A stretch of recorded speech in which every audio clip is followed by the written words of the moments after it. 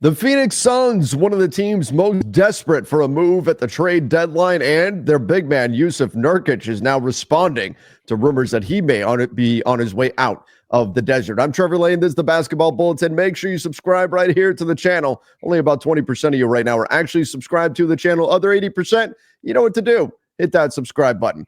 Joined by Donnie Freeman. Donnie, things are not going well in the desert. The Suns dropped their last game to the Charlotte Hornets. They find themselves on the outside looking in on the Western Conference playoff race. And this seems like a team that is primed for a big shakeup if they could find the right move. Yeah, is that right move just Jimmy Butler, or do you think they're in on anything else? Because that's all we've heard.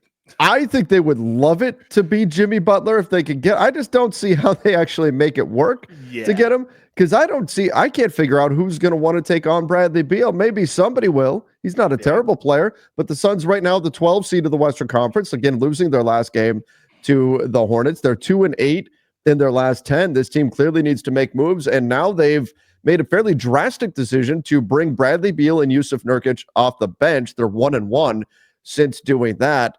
Donnie, Nurkic was asked about this whole situation, and I sense a little bit of frustration from him. Here's what he had to say. He said they were talking about the Suns. They were completely transparent that they were not looking to shop us or whatever, but also we're not kids. We understand that this is part of the job. There's nothing you can do, at least in my situation. So we're not kids. Like, we know you're not. We know you're lying to us. No, you're liars, man. Come on now.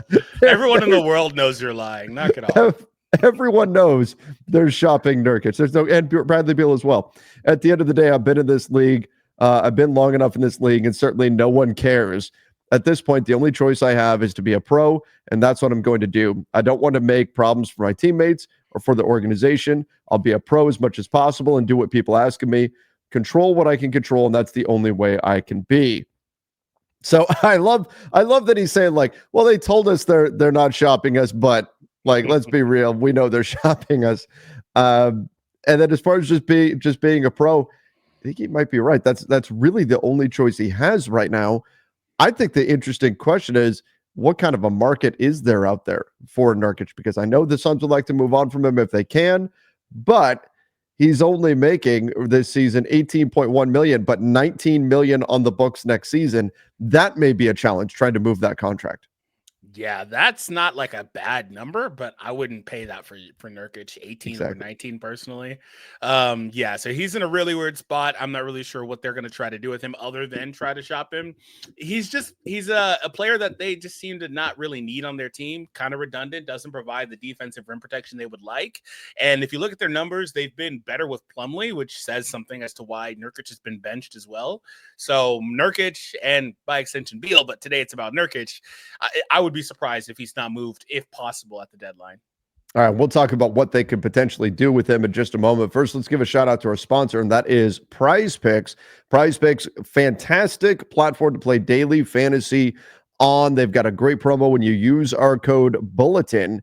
You play $5 and you get a guaranteed $50. Donnie, let's make some picks, show everybody just how easy it is to play Prize Picks here. First of all, I like Colin Sexton. I like the little goblet guys. I know it's a reduced payout on these guys, but I like to win. So I like Colin Sexton over 16.5 points against Miami. Yeah, I think that's a pretty good lock. And then I believe, just because Lakers fans will be salivating over this, Walker Kessler more than 22.5 points and rebounds. I think he probably covers that as well. Let's jump over to, what about Devin Booker? 27.5 points against Atlanta. We know the Suns are desperate for a win. Do you think Book hits that? I mean, he just had a really good game in that loss, so I'd like to think he stays hot. So, all right, let's go there. And then we're going to play emotions here. The Cavs just came off of an emotional win over the Thunder. That was an awesome game, by the way. Really, really fun game. But I'm going to say Donovan Mitchell scores less than 22.5 points. I think there will be a little bit of a drop-off. And frankly, I think the Cavs will still be fine. They're going to crush the Raptors. And so I would imagine that Donovan Mitchell probably doesn't even play in the fourth quarter. So that's what I'm going with. for today. Again, use that code Bulletin. You get a guaranteed $50 with your first $5 play. You guys can check out the link in the description down below. All right, let's get back to Jusuf Nurkic, where he can ultimately land and what they're going to do with him. Donnie, when you get into the advanced stats here, you can see the Suns, as you said, simply better when Nurkic is not on the floor. He is a minus 14 expected wins, minus 6 points per 100 possessions, and they are one of the worst offensive and defensive teams in the NBA with Nurkic on the floor. That said, 2 years under contract. If he was an expiring, I think the Suns would have more options to do something with him. But because he does have that extra year under contract, it really is going to be interesting to see how they play this, especially since the Suns can't aggregate salaries in trades because they're a tier 2 apron team. So the only thing they could do is send out Nurkic for someone who is making less than he makes.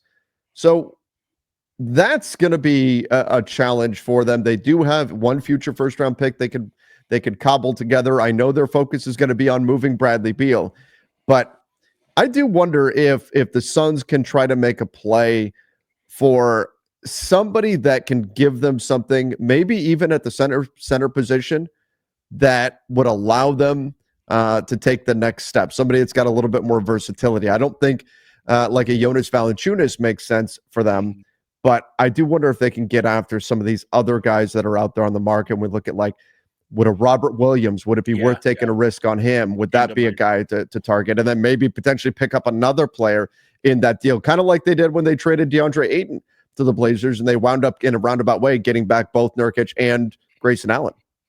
Yeah, I think that they could really benefit from getting a defensive big in there, and Robert Williams does come to mind as one of the guys that they could potentially take a flyer on. Now with him, it's always tricky because, well, is he going to be healthy? He's not been healthy for pretty much most of his career up to this point, and maybe he could pay off, maybe he isn't, but the best ability is availability. So, I think that could be interesting. But I think with Nurkic, I think he's somebody that the fans are out on. He profiles as somebody that should be better than he is. I don't really know. Maybe it's a role thing with him on this team. I think he may be a bit redundant. Like I said, just doesn't fit great on this team.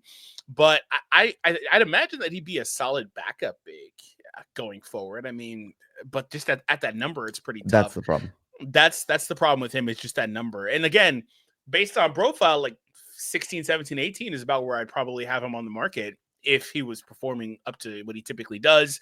But this year has just not been a great year for him overall. Do you think that, so you said you thought they'd prioritize moving Beal. Yeah. Do you think there's any chance that they move Beal specifically and bring back a couple players, or would they just specifically try to be looking for, Jimmy Butler or something like that, like another star player? Because I think if you get some other guys, because we did the whole Beal thing, and a lot of the data was like sub Beal out, even if Nurkic is on, put in Royce O'Neal, you're better, Brian Dunn, you're better, things like that. So I wonder if maybe you just change the roster and tweak it around Nurkic and all of a sudden he performs better. I wonder if that could be a thing, because I'm not sure they'd be able to move both of these guys. I'm not sure they'd be able to move one of these guys. So yeah, it's going to be a real challenge for them to move either of them, whether it's Beal or Nurkic. I think Beal is the more difficult to move, obviously, because he's got that no trade clause too. That's certainly being part of it.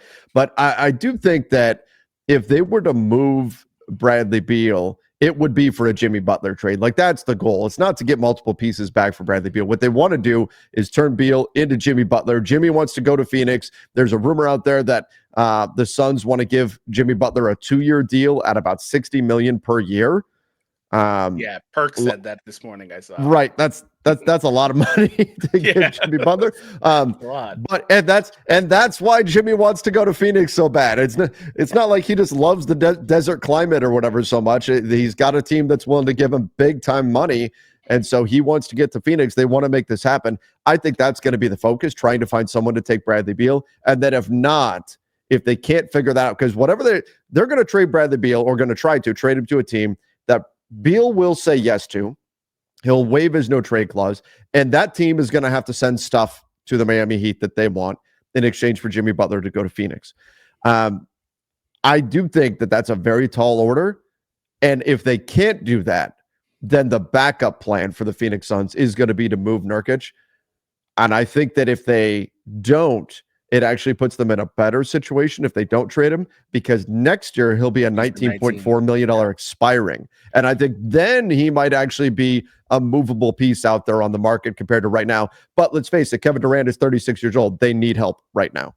Yeah, and that's part of why I positioned it that way, is because Nurkic, I think, could be valuable to them going forward in terms of just the salary number, because this is a team that doesn't have a lot of ways to get better or bring back other players due to the restrictions they have from being second apron team with those big salaries on the books for them.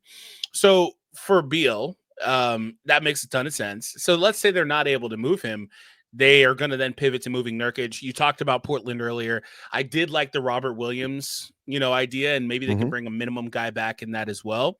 But my thing with that is, with Nurkic, I think that he's such a negative player right now that they'd have to pair him with an asset. And do they have anything besides a first-round pick? Because they absolutely are not going to try to do that. So that's where they're kind of in a bind as well. Like, nobody's going to want that guy currently. He's another one of those players that's like, is a good team trading for him? Probably not, right? And then is a bad team trying to get him either? No. I don't know. Like, he's just a weird spot that he's in. Bradley Beal and Jusuf Nurkic are kind of in that same category, where is a good team trying to win now really going to want Beal, not maybe on that contract. Like, I mean, we talked Beal about on like 35, to be honest. Sure, absolutely. But like right now, if you had a choice and you are any team, right, regardless of the situation, and you could trade for Bradley Beal or Zach LaVine, who are you taking? I'd take Zach.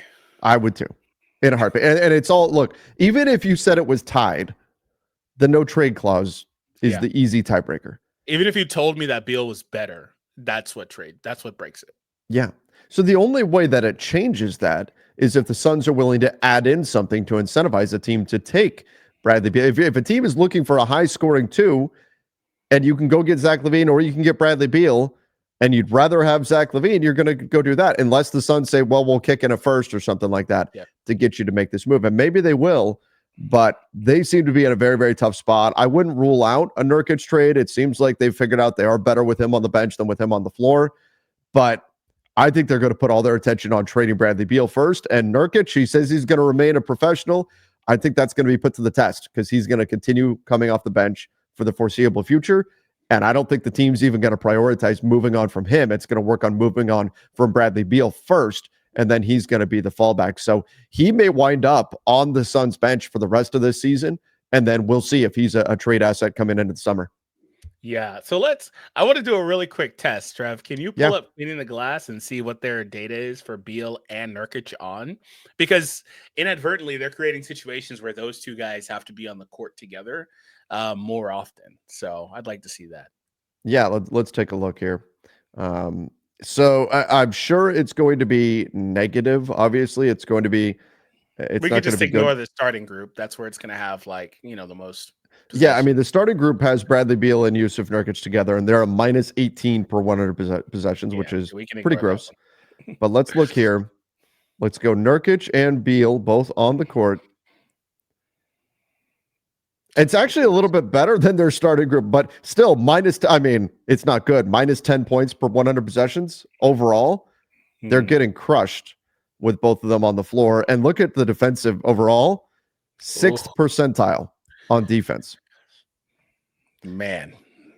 What if we do Nurkic and Beal on, but the other two guys off when we talk about Devin Booker, Kevin Durant? Then what happens? Because that could be what we're talking about here for bench units for the Phoenix Suns.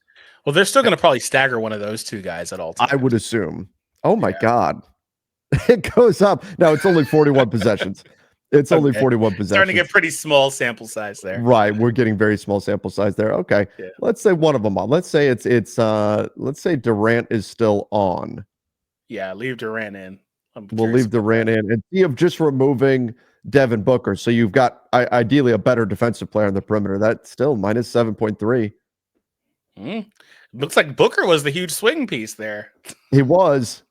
I think ultimately, Donnie, it comes down to this. The Suns, they've got three guys, Beal, Booker, Durant. I can't play. They're all, it's hard for them to play together because none of them are necessarily defensive stoppers at this stage. And all of them, their best quality is their ability to put the ball in the basket. And there's only one basketball. So kind of a mess right now in Phoenix. Not a good situation. Jusuf Nurkic already responding. He knows he's going to be in trade rumors. No matter what the Suns tell him, he knows they're going to look to move on from him. Will they? Or will they move Bradley Beal? I think the Suns are certainly a team to watch heading into the trade deadline coming up on February 6th. But everybody, we appreciate you joining the show. Don't forget to go to subscribe and go check out our latest video, which are right now up on the screen. Till next time, see ya and stay safe.